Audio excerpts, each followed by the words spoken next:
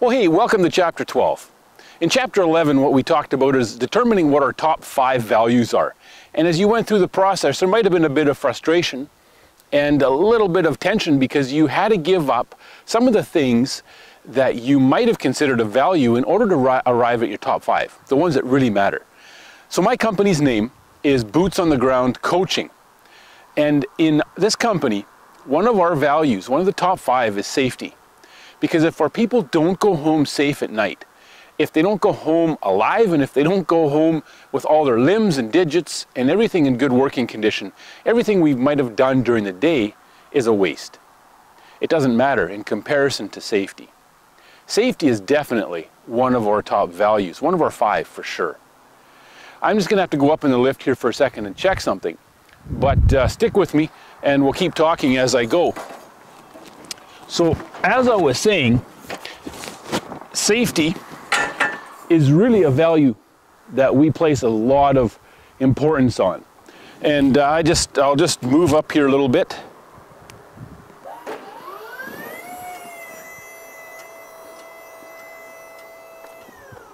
And at this point, hopefully you've gotten a little bit cynical with me and about what I've been saying about values. Here's why. I'm wearing 0 safety equipment. Absolutely nothing. I've just told you that one of our top 5 values is safety. And yet I've gone into this man lift and I've started raising it up off the ground without a piece of safety equipment on. Chapter 12 is all about modeling our values. And that's what we're going to talk about right now. You see, I can talk about safety, I can talk about quality, I can talk about integrity, I can talk about teamwork, I can talk about loyalty, all these things as being one of my top values, or these are our company's 5 top values that we very much base what we do around. And if as a leader I'm not modeling them, they mean nothing.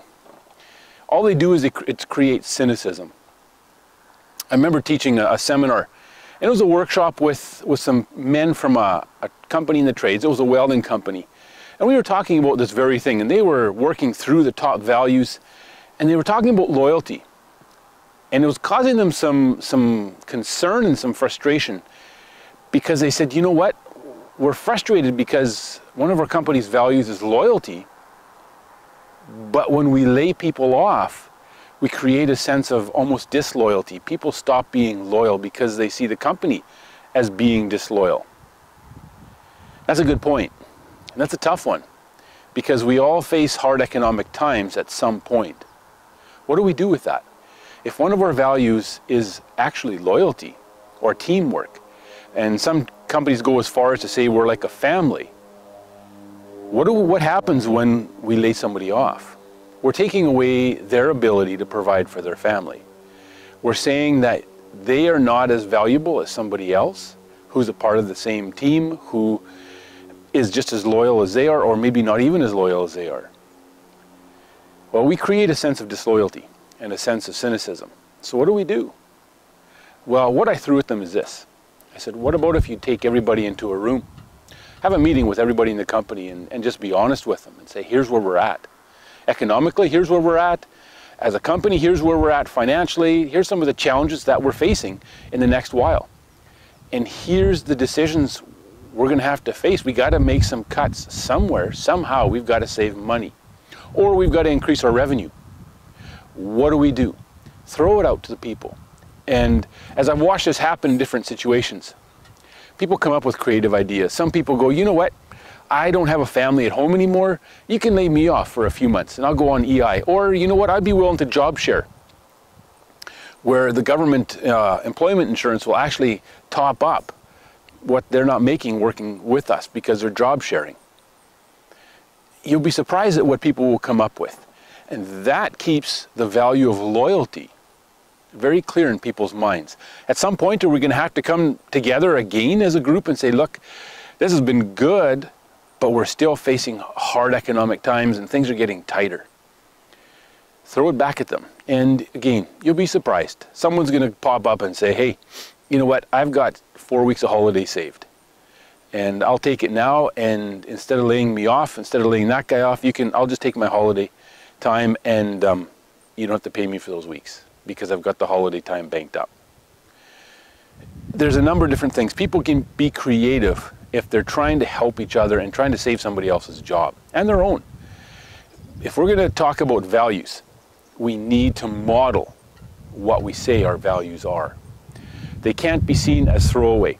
If we talk about quality and how important quality is to us as a company, it's one of our values, and we might even put it up on a wall or put it on our business cards or talk about it at our meetings, or our employees might even have it memorized and be able to recite it back to us and actually believe that quality is one of our values. But then if they see us cutting corners, all of a sudden we bid too low on a project, and instead of going through with it and biting the bullet, maybe we're going to lose a little bit of money, or maybe a lot of money, because this is when it really counts. Instead of doing that, following through on our commitment to quality, what we do is we find a cheaper product than what was spec'd, than what we promised to deliver, that'll function pretty much the same and no one will ever know, and we substitute that. Or we cut back a little bit on something else that we think nobody else is going to notice, but our employees notice. And they start to question our values. And all of a sudden, we've spent so much time building the culture of our company based on these values, it disappears because people get cynical about it. They think they're a joke. So I'm going to put this lift down and I'm going to get my equipment on before I head up. I'll see you in just a second. All right, here we go, back again. Except this time when I go up, I'm going to have my safety equipment on, and as soon as I get in the bucket, I'm going to hook up and I'm going to be safe. If I'm going to talk about values being important to the people I lead, I've got to lead the way. I've got to demonstrate, I've got to model the values that I say are important and the values that are a part of our company.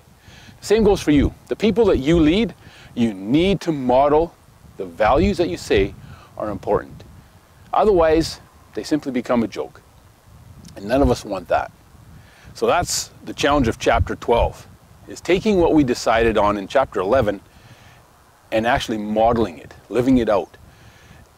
While you're reading the book and as you're watching the videos, to work through chapter 11 during this time is probably one of the more challenging chapters, because it would have really challenged you in how you think, in how you approach your values and how you narrow them down. But the reality is chapter 12 is harder on a day-to-day basis. Chapter 11 is hard for maybe an hour, maybe 2, and if we do it with our entire company, maybe for a morning.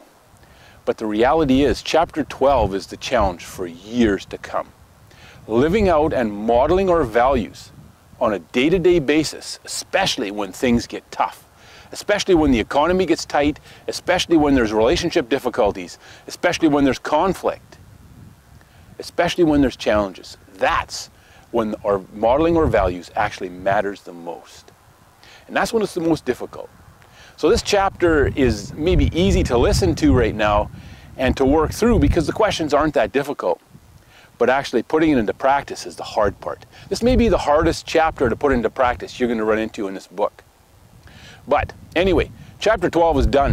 And that's my challenge though. Start putting the values from chapter 11 into practice. Start modeling them for the people that you lead every day.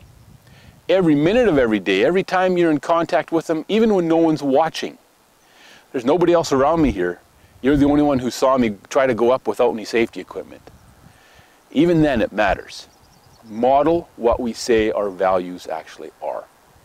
So we'll see you in chapter 13. Have a great day.